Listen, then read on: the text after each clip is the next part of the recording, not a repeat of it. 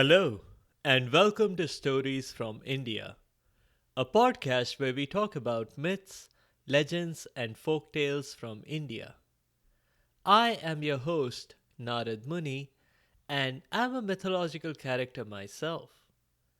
I have the gift of eternal life and knowledge of the past, the present, and the future. By profession, I'm a traveling musician and a storyteller. So the way I'm doing my job is by podcast.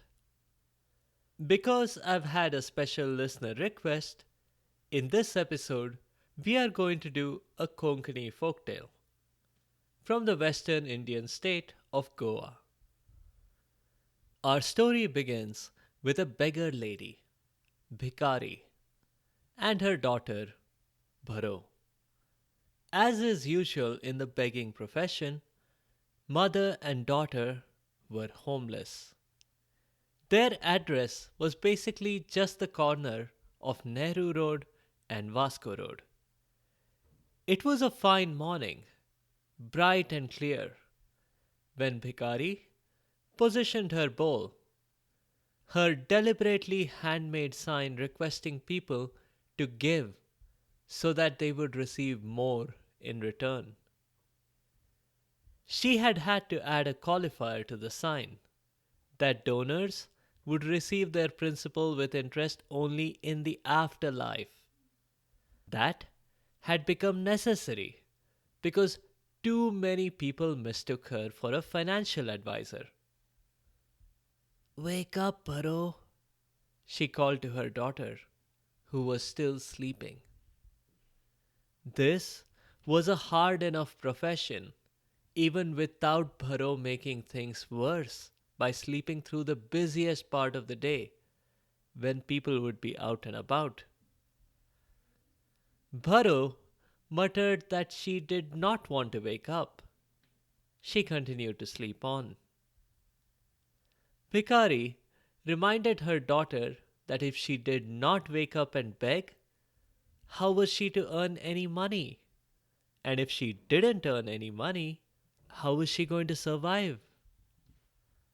Mom, your entire argument is flawed, replied Bharo. You are assuming that I need money to survive. I can live on a single paisa. This remark of Bharo's was by chance heard by a prince who just happened to be passing by at exactly that time.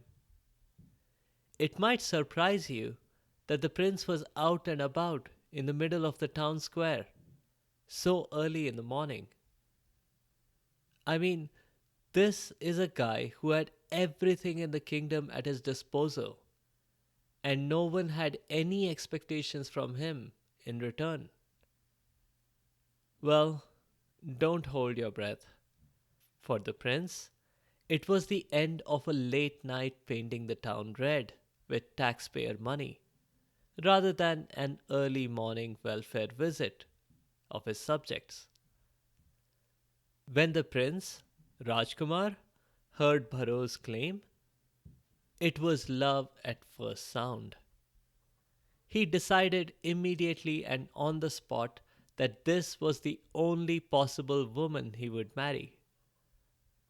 Even though he hadn't even seen her, talked to her, or given her the chance to object. Inexplicably, he did not linger long enough for the woman of his dreams to wake up. So by the time he had returned to the palace and decided to take concrete next steps, he hadn't actually even seen his bride. Rajkumar had a devious plan that involved lots of emotional blackmail. He knew that if he straight up announced his intention to marry the beggar lady's daughter, no one would take him seriously. So he made himself conspicuously absent by hiding out in the stables.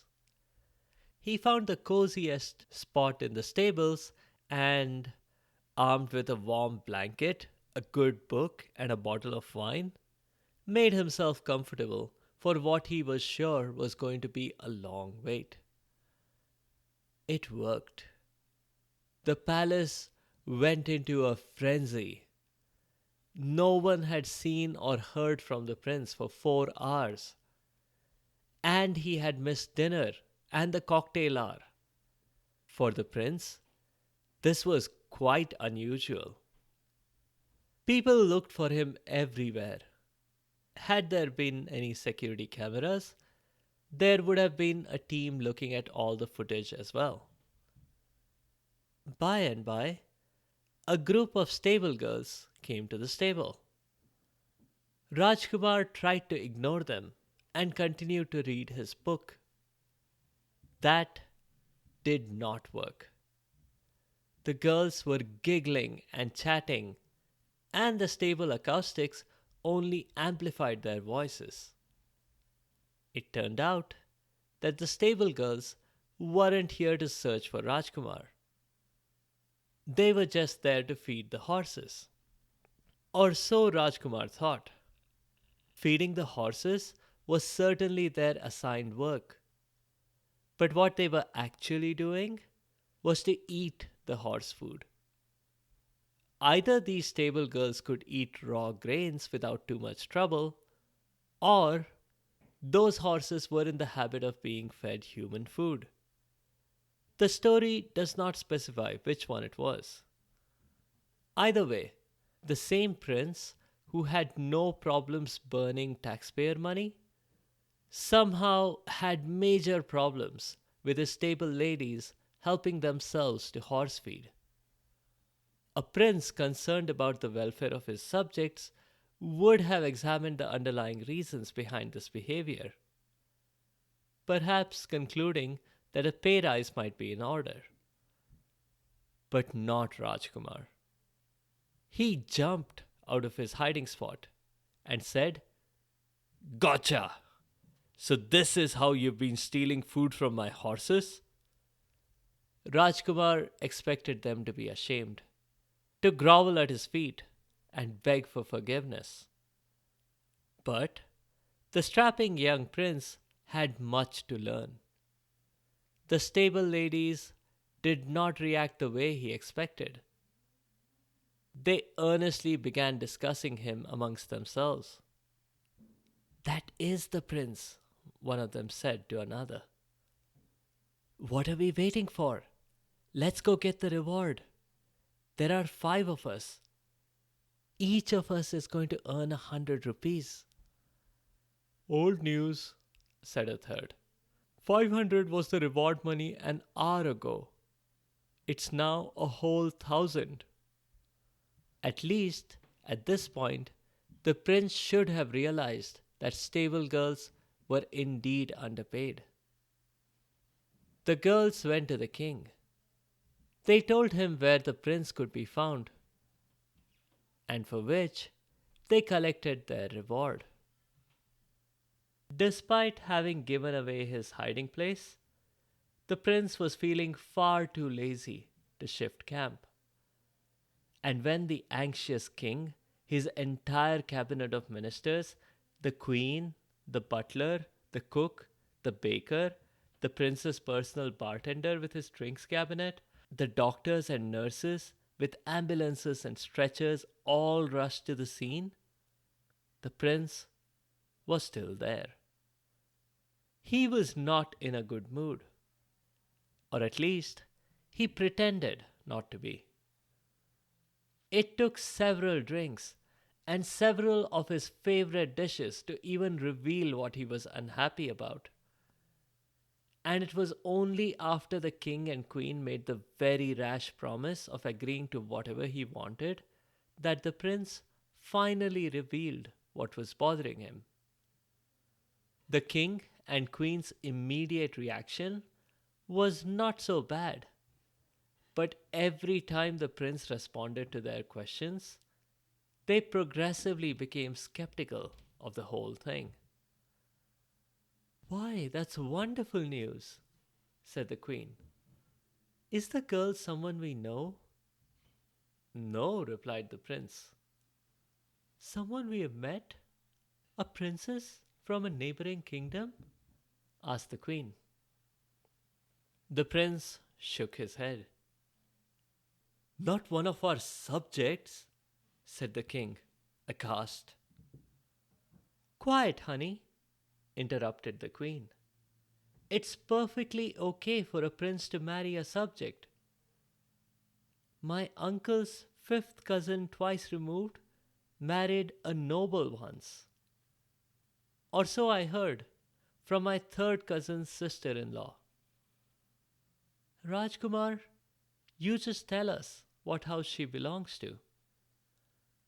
But Rajkumar told them that the girl was definitely not a noble. The king was about to explode, but the queen patiently reminded him that a promise was a promise. She asked if they could write to the girl's parents. When Rajkumar indicated that letters could be addressed to the lady who lived at the corner of Nehru and Vasco roads, the queen's eyes began to sparkle. Oh, I've seen that mansion often when I'm out shopping. What a lovely mansion. So what if the girl isn't a noble? At least she's rich. At which point, Rajkumar had to clarify that the girl and her mother lived not on the street but on the sidewalk in a makeshift tent, and that he hadn't even seen the girl. He had only heard her voice once. Well, the king and queen loved Rajkumar as only parents can. They gave in. The wedding was grand, and the bride looked so majestic in her wedding dress, no one could have guessed her humble origins. Some did suspect, though, when the mother of the bride kept asking the other guests to drop a coin or two in her salad bowl. Bhagwan ke liye, she added. The newlyweds went to their honeymoon straight away, to an island in the Indian Ocean in a custom built ship. But this was not like a regular honeymoon. You see, Rajkumar was going to test Bharo. She had claimed that she could survive on a single paisa. So now was her chance to prove it. So after the ship reached the island in the middle of the night, the prince and the crew secretly crept out of the ship. They chartered a different ship back home. Bharo, as you may recall, preferred to sleep in. So it wasn't until noon that she even realized she was all alone on the ship. Also absent were all her jewels, her money, and anything she could have bartered with. There was no note from her husband, but there also wasn't any sign of a struggle, so this was unlikely to be a case of kidnapping. No, this was some kind of deliberate and delicate setup. Maybe a game that rich people like to play. And given her poor upbringing, she was probably just unaware of it. She had better focus on arranging for food, she thought. The problem? There was no food in the pantry. There were also no carrier pigeons on board. Bharo was well and truly on her own. She waited, but she dared not go ashore in case she ran into the harbour master, whom she had secretly watched as he pasted a couple of parking tickets on the boat. Evidently, Rajkumar and his crew had not fed the parking meter. If they had been in control, she had still not ruled out the possibility of kidnap and ransom. After fumbling for a whole day and not eating any food at all, she was starting to get desperate. She had considered selling the boat, but the ignition key was missing, and she didn't know where the deed to the boat was kept, or if it even existed.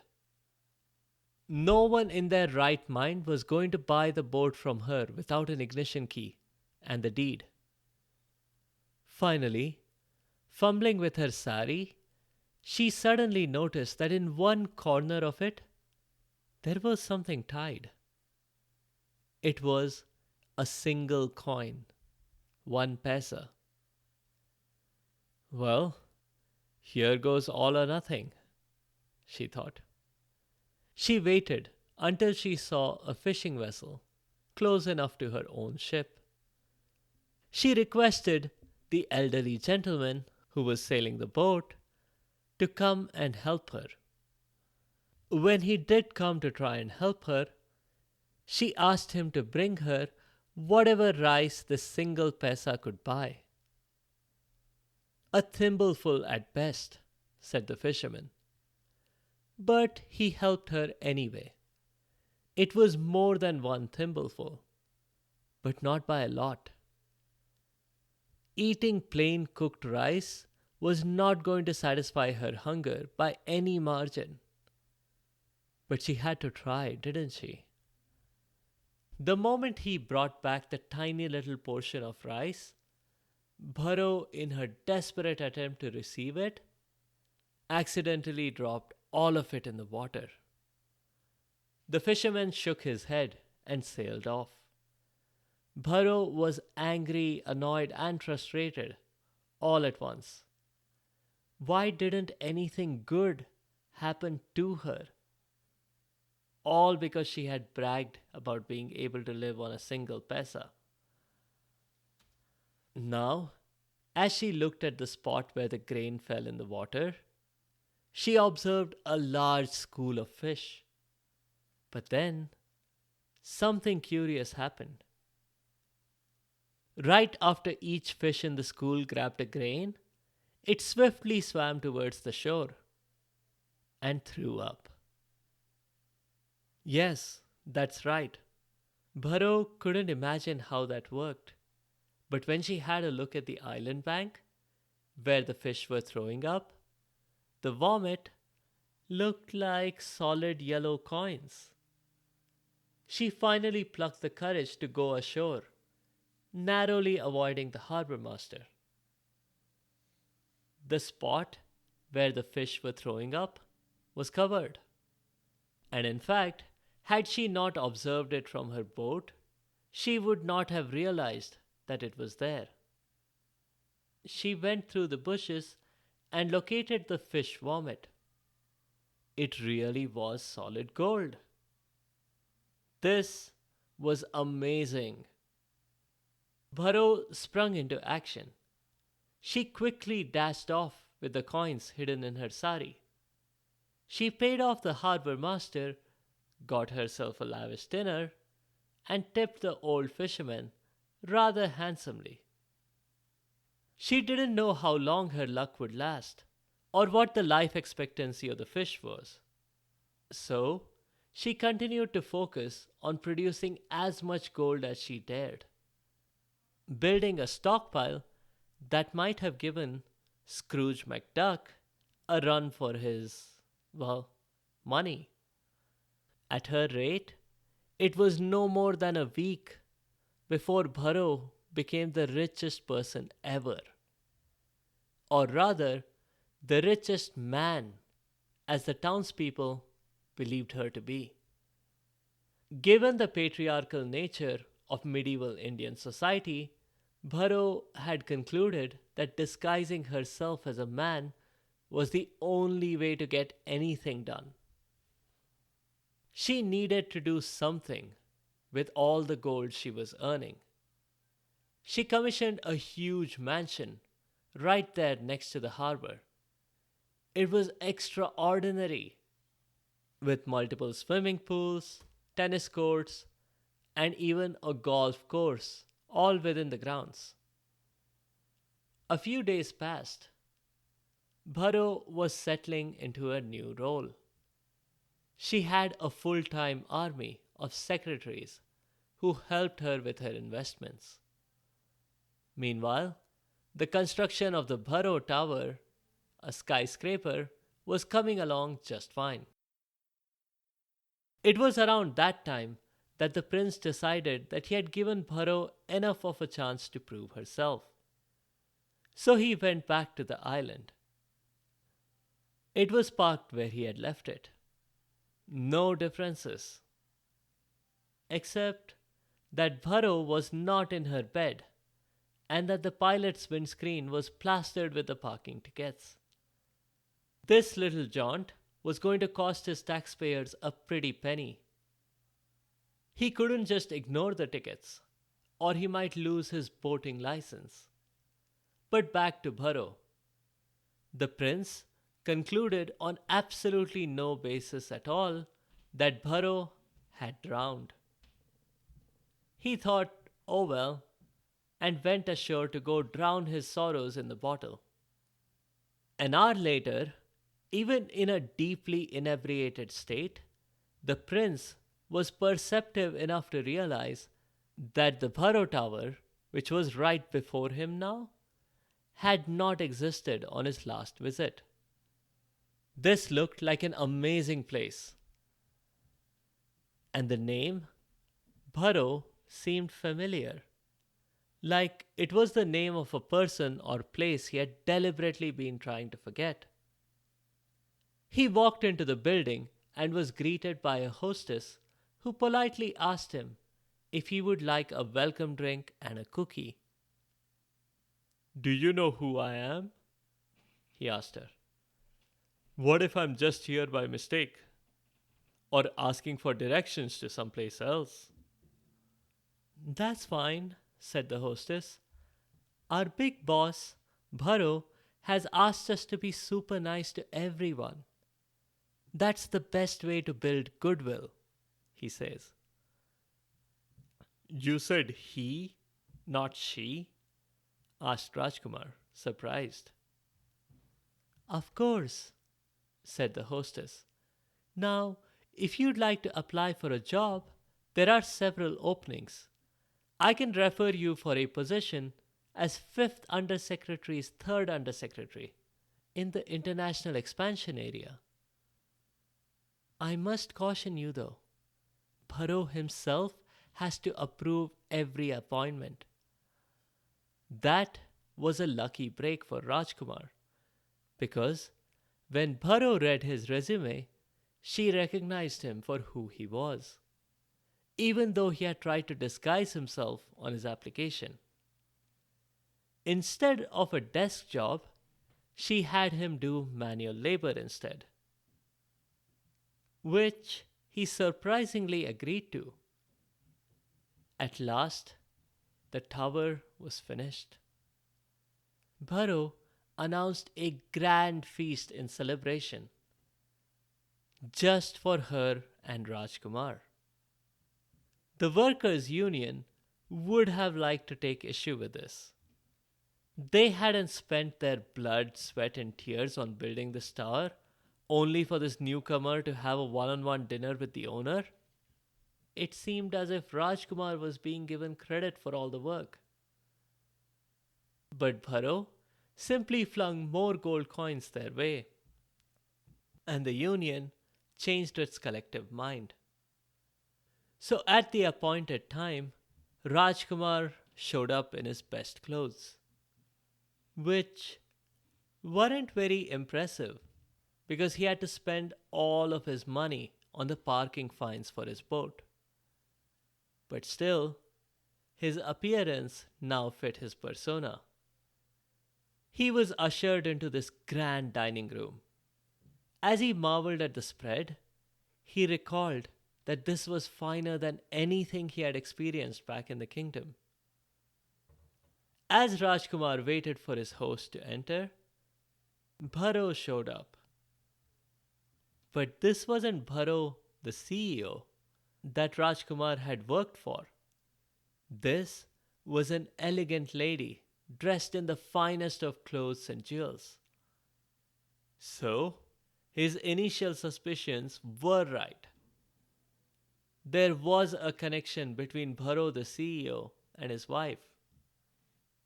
Only the connection was deeper than he had expected because he did not realize that they were the same person. He explained to Bharo how marvelous it was that she had passed the test and was definitely worthy of him. Bharo, sitting across the table from him in her finest silk sari and wearing diamond jewelry, looked at Rajkumar in his tattered and greasy construction worker clothes and raised an eyebrow. She politely responded that she was grateful for that feedback and that he had considered her a worthy employer. And if he needed a job as a mid level construction worker, she would not be opposed to her foreman writing him a letter of recommendation. I don't understand, he said, puzzled. Aren't we going to get back together? I swear, that's what the original folktale said we were going to do. Well, then the folktale must be mistaken, because as of this moment, you are fired, replied Bharo. At least, that's the way I wish it had happened, in the interest of rationality. Instead, in a very cringeworthy moment, Bharo begged the prince to forgive her for employing him as a laborer. They made up. She gave up her budding enterprise and went back with him to his kingdom. The original folktale did end with the note that the couple lived happily. But I don't know. I just don't buy Bharo being happy about swapping her rich business empire for the mediocre palace life. And more importantly, I just don't get how Bharo could have been happy. It would not be pleasant for her if, at one of life's most stressful moments, she had the additional stress from the possibility that her hubby might jump out from behind a curtain and say, Gotcha, I was only testing you. Why did Bharo choose to let Rajkumar work for her? And what was the point of waiting to reveal her secret? The story doesn't explain this. The beginnings of the story may remind you of the famous German fairy tale Rumpelstiltskin. Just like that story, this one begins with a poor girl bragging about her extraordinary abilities. It's easy to argue that living off of just one paisa is no less extraordinary than spinning straw into gold. But the similarity there is that in both stories, their bluff was called by the prince or the king, basically the royal in charge. Konkani is a language that is spoken in many parts of western coastal India. It's also the official language of the state of Goa. A paisa was not the smallest minted coin available at the time. The one mentioned in the story is a damadi. A damadi is a quarter of a paisa. A damadi was also not the smallest unit of a transaction. It was the smallest coin though. A damadi was equivalent to 10 cowdies, and each cowdy was equivalent to 3 footy cowdies. That's an expression that often pops up in Bollywood. That's all I have for this week. In the next episode, we'll dive back into the Mahabharata. The story continues with the newborn children in Hastinapur, who are all grown up now and looking to have children of their own. If you have comments or suggestions, or if there are particular stories that you would like to hear, please do let me know by leaving a comment or a review on the site sfipodcast.com or tweet at sfipodcast. You can also find me on Instagram and Facebook. Be sure to subscribe to the show to get notified automatically of new episodes. Thanks to all of you listeners for your continued support and your feedback. The music is from purpleplanet.com. That's purple-planet.com. I'll see you next time.